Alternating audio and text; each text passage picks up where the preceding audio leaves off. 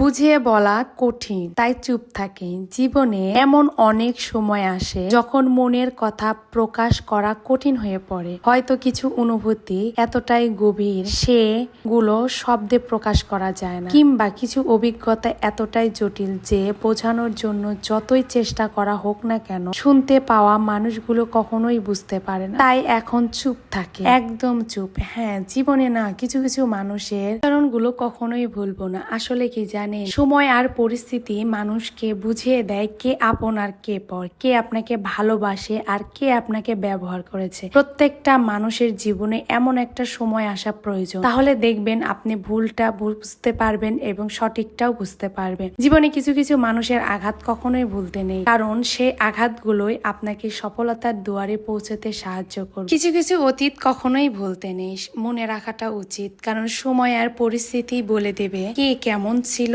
আর কে কেমন পাবে। আপনাকে যারা আজকে ঠকাচ্ছে, দিন শেষে ওই মানুষগুলো এমন ভাবে ভয়ঙ্কর ভাবে ঠকে যাবে আপনি বুঝতেই পারবেন। তাই একটা কথা মনে রাখবেন, যাই আপনাকে ঠকাচ্ছে, যাই আপনাকে কষ্ট দিচ্ছে, ওই মানুষটাই দিন শেষে একদিন অবশ্যই ঠকে যাবে।